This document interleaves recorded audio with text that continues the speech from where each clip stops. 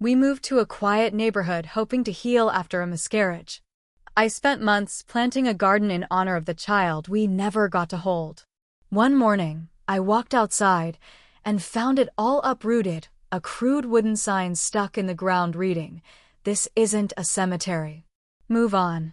I sank to my knees in the dirt, sobbing as my neighbor watched from his porch with a mug in his hand, smirking like it was just another day. Kyle and I packed our lives into a moving truck and left Tampa. It wasn't for fun.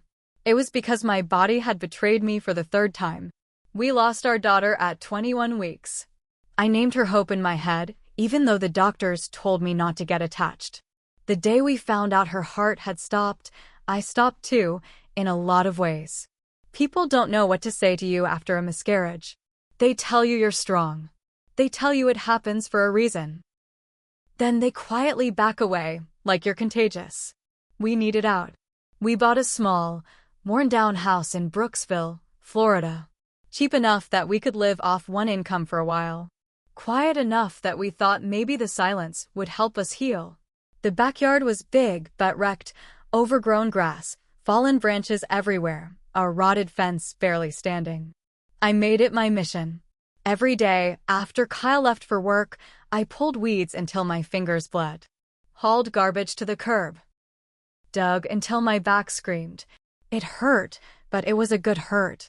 I planted roses for remembrance, hydrangeas for apology, and lilies for innocence. I learned all that from some gardening website I found at 3 a.m. on a night I couldn't sleep. In the center, I planted a young cherry blossom tree. It was fragile, just a sapling with a few pale branches. It looked ridiculous surrounded by so much space. But to me, it was perfect. It was for Hope. The neighbors mostly kept to themselves.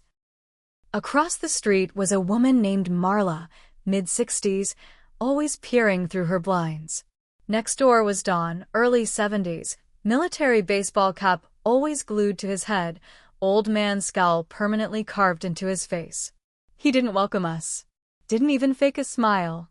One day while I was digging, he hollered from his porch, "You building a park or a graveyard over there?" I ignored him. Kyle wanted to confront him. I told him not to. Old men with nothing to do need someone to complain about, I said. Let him talk. It took me months, but by September, the garden was everything I dreamed. The flowers bloomed in thick patches of color.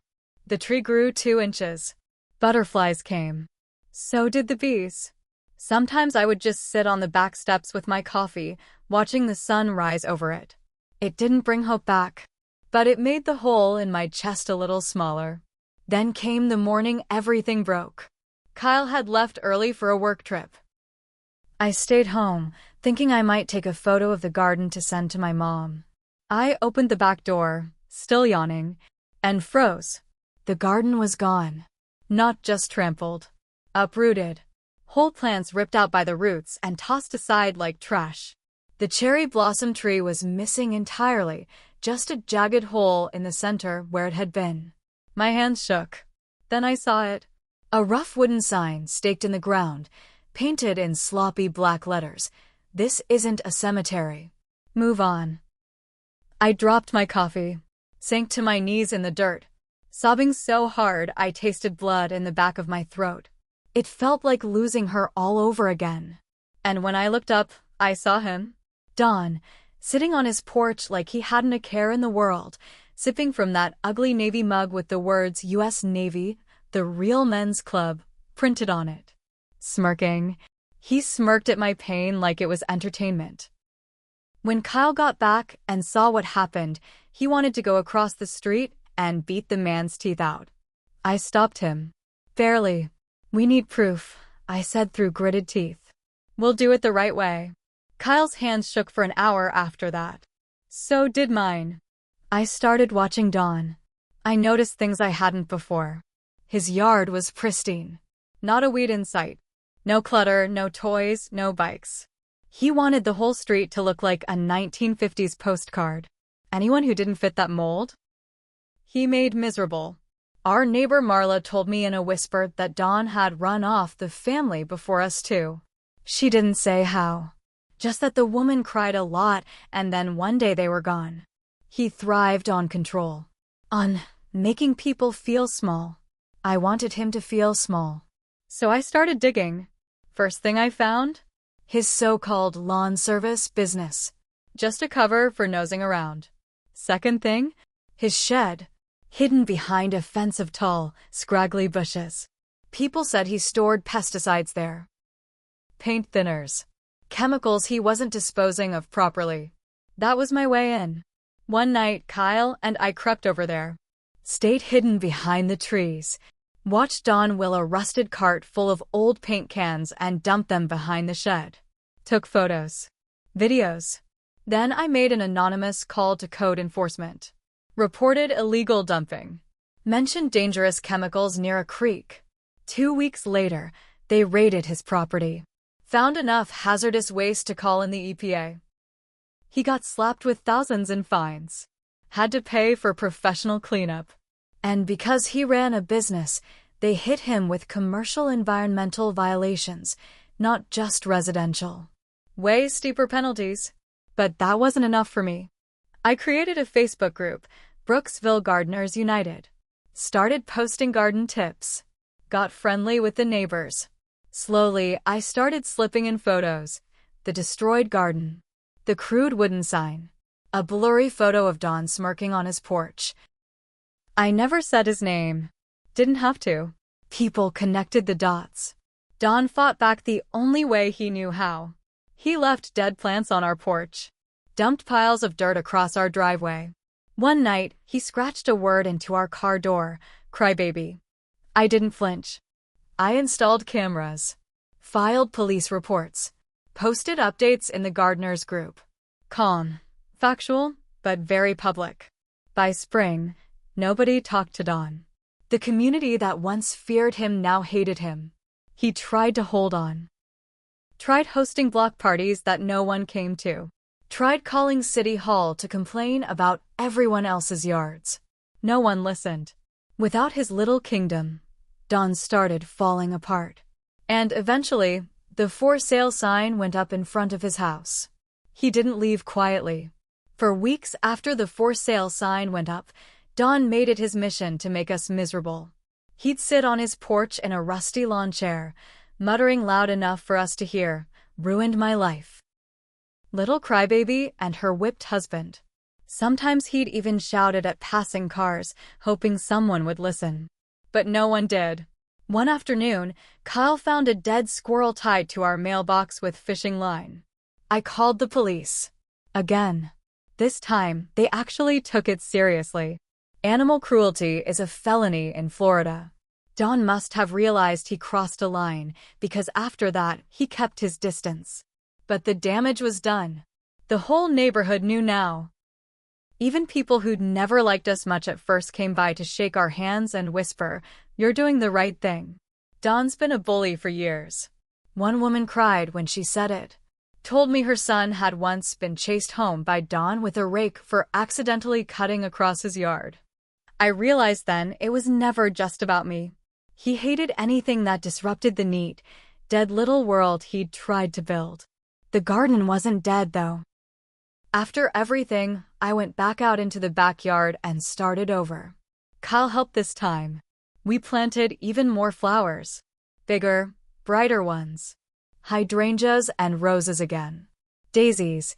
Sunflowers. A patch of bright purple irises. And in the center, we planted another cherry blossom tree. Taller. Stronger. We named it Hope's Echo. But Don wasn't done just yet. One night, 2 weeks before his move-out date, our power went out. Just us. Kyle went outside with a flashlight and found that someone had cut the wires leading to our electrical box. He called the police while I sat inside, heart hammering in my chest, clutching the kitchen knife I'd grabbed without thinking. Don's house was dark too. But I knew it was him. He wanted us to be scared. He wanted us to break down. Instead, we called an emergency electrician and installed a motion-activated floodlight system the next day. One that lit up the entire street the second anyone stepped onto our property. And we posted the footage on the gardeners group. Didn't accuse, just showed the cut wires. Showed the electrician's report. Showed the new floodlights blinding the night. The comments rolled in. What a monster. He's finally getting what he deserves. Stay strong. You're almost there. The day Dawn moved out was a scorcher. Kyle and I sat on the porch, drinking lemonade, as the moving truck pulled up. Dawn glared at us the entire time. Sweaty, red-faced, broken-looking. At one point, he stumbled across the street, standing at the edge of our driveway. You think you're better than me? He rasped. I stood up slowly. No, I said. I just think I'm better than this. I turned and pointed at the garden, now in full bloom, the new cherry blossom tree standing proud and tall. You tried to kill something beautiful, and all you did was make it grow back stronger.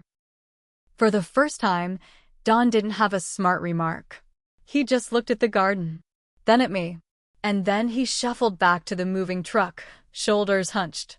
He didn't look back. We threw a block party that night. Everyone came. Marla brought cookies. The family next door brought beer. Even the old widower who never talked to anyone showed up with a jug of sweet tea. We all stood around the garden, laughing, sharing stories. Kids ran around barefoot, chasing each other with plastic swords. At sunset, I lit a candle at the base of Hope's Echo. For our daughter. For everything we lost. And everything we found. I thought the story ended there. New neighbors moved into Dawn's old house a few weeks later, a young couple, Jess and Marcus, with a baby girl named Ellie. They were kind. Brought over a homemade pie their first day. Joined the gardeners group right away. Jess even asked if she could plant some lavender in the front yard, worried she needed permission. We laughed and told her, "You're free now." But Dawn left more behind than we realized. It started with a letter. No return address. No stamp. Just tucked into our mailbox one morning, in a cheap white envelope. Inside was a single sheet of paper. You think you've won. But some things never die. Some wounds never heal. I showed it to Kyle. His jaw clenched so tight I thought he might crack a tooth. We gave it to the police. They shrugged. No direct threat, nothing actionable. Just a pathetic, bitter man's last gasp. Or so I thought. A week later, the garden got hit again. Someone, or someones, had come in the night and poured rock salt all over the flower beds. Kyle found it first. He didn't even call me outside right away. I came out to find him kneeling in the dirt, his hands buried in it, sobbing. Not angry tears. Helpless ones. Because the salt would kill everything. Slowly. Over days, weeks. It would poison the soil so nothing could grow. I dropped to my knees beside him. We didn't say anything for a long time. Just stared at the ruined earth. It was like losing hope all over again. But I wasn't going to let it end like that. Not this time. We called in a specialist. It cost thousands of dollars we didn't really have. But I didn't care. They dug out the poisoned dirt. Hauled it away. Brought in fresh, clean soil. Kyle and I spent 3 weekends straight, replanting every flower by hand. Jess and Marcus helped. So did Marla. Even the old widower showed up, shovel in hand. It wasn't just a garden anymore. It was a statement. We installed a fence around the backyard after that. 8 feet tall, solid wood. No gaps. No way to see in or out. At the entrance, right by the new garden gate, we mounted a plaque. Simple metal. Dark bronze. It read, "Hope grows here." And beneath it, in smaller letters, dedicated to what hatred could not destroy. Kyle and I sat outside that night under the string lights, watching the fireflies dance over the new blooms. He turned to me, voice hoarse. "We didn't just survive him," he said. "We buried him." I smiled. For the first time in a long, long time, it felt real. Not because we got revenge, but because he was gone. And we were still here. Still growing. Still fighting. Still remembering. Don wasn't the kind of man to go quietly, but life made sure he did. A few months after he left Brooksville, we heard through the grapevine, thanks to Marla, who still knew everyone, that Don had gotten arrested. Not just for harassment. Not just for dumping chemicals. But for assault. Apparently, he picked a fight with the wrong neighbor in his new trailer park upstate. Tried to intimidate some young man who caught him poisoning a neighbor's vegetable garden over a property line dispute. That young man didn't back down like so many others had. The police got involved. They dug into Don's past. Saw the restraining orders, the EPA violations, the harassment complaints. When the dust settled, Don was facing multiple charges. Real ones. Ones you don't just pay off or wiggle out of with a lawyer friend. He pled guilty to avoid a longer sentence. 6 months in county jail. Probation after that. A disgrace. A public record. The day I found out, I stood by the garden, running my fingers through the soft petals of a sunflower, and realized something. It wasn't just about Don anymore. It was about reclaiming the space he tried to poison. About proving that grief doesn't rot you from the inside unless you let it. He tried to kill something beautiful to make himself feel powerful. In the end, all he did was destroy himself. A year later, the garden is twice the size it was. Hope's echo stands tall, thick with blossoms. We added a stone bench under it, carved with her name. Sometimes I sit there in the evenings, coffee in hand, and watch the sun dip below the trees. Kids' laughter floats through the air. The smell of fresh earth, new blooms, hope growing stronger every season. Every so often, someone new moves into the neighborhood and asks about the garden. I tell them the short version. I don't talk about Don much anymore. He doesn't deserve the space. But when I glance at the plaque by the gate, hope grows here. I remember. Not the hate, not the pain, but the fight. And the victory.